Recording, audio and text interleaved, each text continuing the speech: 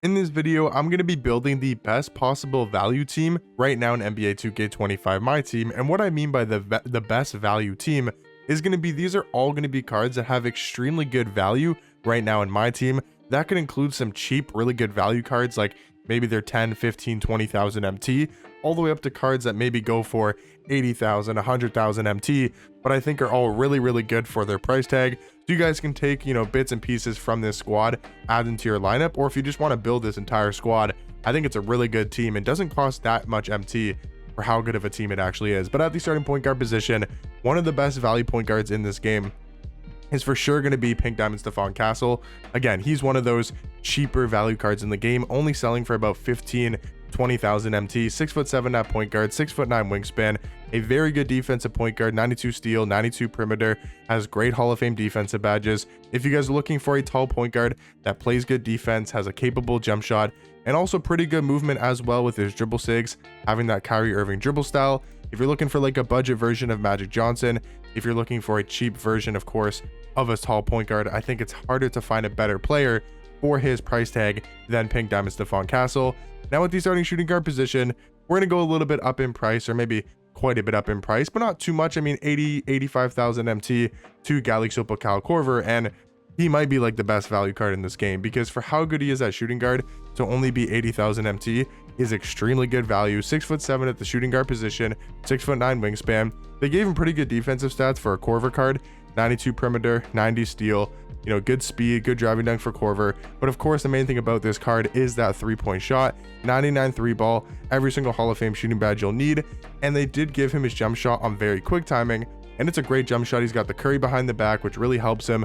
The moving behind the back is super nice to have with that Steph Curry. And, I think he's really good for his price tag. Is he the best shooting guard in this game?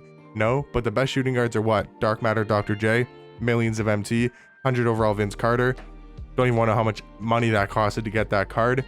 Even a card like, trying to get the other top shooting guards, Dark Matter Ron Artest, 1.5 million MT or however much he goes for. So those guys are great. Those guys are obviously better than Galaxy Opal Kyle Korver, but for his price tag, he's a considerable top 5 shooting guard in this game, easily top 10. And for his price, I think he's one of the best value cards in this game. Same thing with the guy at small forward. Now he's probably going to be the most expensive card on this list, but I think at small forward, where there's not too many great small forwards in this game at the lower price point, there's a lot of really good budget and mid-tier level shooting guards like 50, 60, 70,000 MT and some really good budget options, but it's not really the same at the small forward position, at least as much as it is at shooting guard.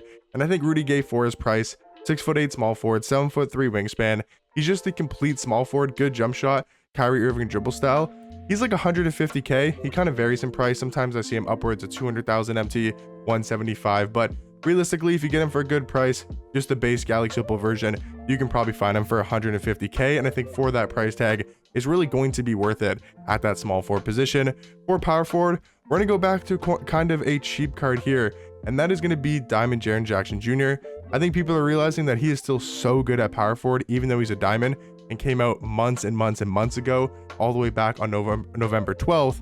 But for only 15,000 MT, sometimes like 10 to 15k, he's a very good defensive power forward, 97 block, 92 interior defense, great Hall of Fame defensive badges, and also does have a very good jump shot, even though it's on normal timing. And of course, his Galaxy Opal version is definitely a better card, but I don't think there's too big of a gap difference between this Galaxy Opal and this diamond. And that Galaxy Opal goes for 150k, like 200,000 MT, way more than his diamond card, like 10x the price.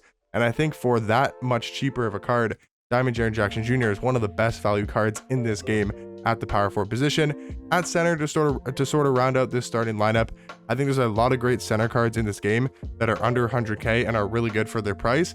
And that's going to be Galaxy Opal Rudy Gobert. Now, you could talk about a Victor Wembanyama here first as being a great value card because, yes, he's really expensive, but he's still a top 5 center in this game. Probably top 3-ish center. I mean, if you don't count the 100 overall centers, he's probably the second best center in this game, only behind his Galaxy Opal version. But he does go for quite a bit of MT on the auction house. You could probably get him for like under 500k, maybe like 400, 450 is more of a realistic price for this card.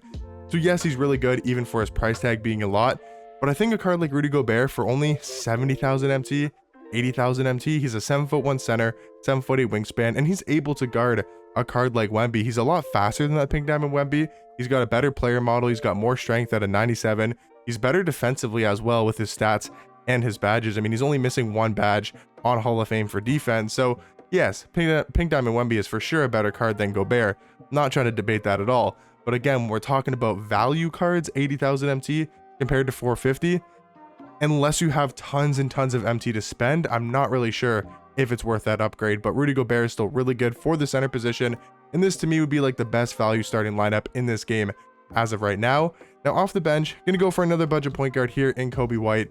You know, just a good point guard, right? If you want to run him with Lauri Markkanen, you definitely can use that dynamic duo, and that could be really good for your squad. But 6'5" point guard, 6'5" wingspan, he's just a solid point guard, right? Good offensively, decent defensively, 6'5", good height, has a great dynamic duo with Galaxy Lauri Markkanen, and he's only about 10,000-15,000 MT on the auction house. Now for backup shooting guard, like I mentioned, there is a lot of great value shooting guards in this game, and I think Drazen Petrovic is a perfect option off the bench behind Kyle Korver because he's a very similar card to Kyle Korver, 6'5" at the shooting guard position.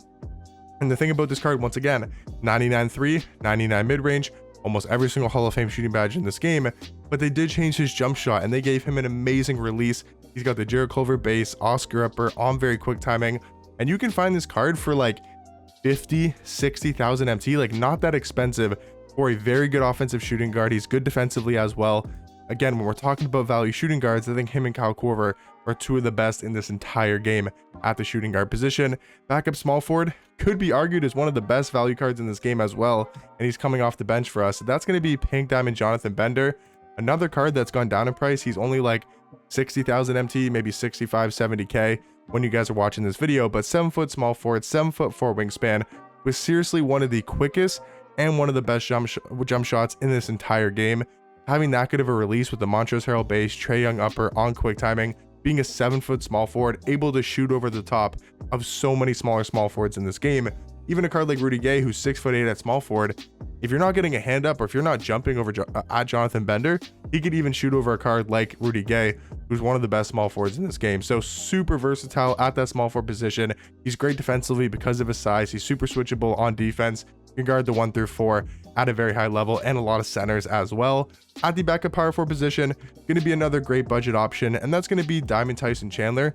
We're going back to, again, those super cheap value cards in this game, but it doesn't get much better than Tyson Chandler. 7' at power forward, 7'3" wingspan, a great defensive card, very similar to Jaren Jackson Jr. You know, maybe doesn't have the offensive stats, the high 3 ball and the jump shot as good as Jaren Jackson Jr., but I do think he's a better defender. And I think he's really good for only like 5,000 MT on the auction house. And then to kind of round out this squad, we're going to do a 13-man rotation, but to round out the 10-man rotation is going to be Pink Diamond Hakeem. He's come down a little bit in price. He's like 40,000 MT on the auction house, which is really good for this card. Center, power forward, 7', 7'3" wingspan, great defender, good jump shot. He's just like the perfect center card in this game that really doesn't go for a lot. You got his Dark Matter version, who's like millions of MT. This Pink Diamond Hakeem is obviously worse than that Dark Matter card, but I don't think it's by a ridiculous amount. And Pink Diamond Hakeem is one of the better centers in this game for only about 40k. And then for the last couple spots, just going to throw some names out there. If you want to go for Pink Diamond Kristaps Porzingis, he's like 90k, 95k on the auction house, sometimes 100,000 MT. He's another really good center option. Another really good center card that can also play power forward is Pink Diamond Alex Sarr. And then just to give you guys another option at the point guard position, I think Alex Gilbert Arenas is very slept on in this game. I think he's got a great jump shot, really good offensive point guard, and he's only like 50,000-60,000 MT. I think that's really good value for his position and how good he is offensively. So maybe if you don't want to use a Kobe White or a Stephon Castle, you could go for a Gilbert Arenas. But in my opinion, guys, I think this is going to be the best value team in the game. Let me know in the comment section down below. If I missed any really good value cards, let me know that down below in the comment section, and I'll catch you guys in the next one. Peace.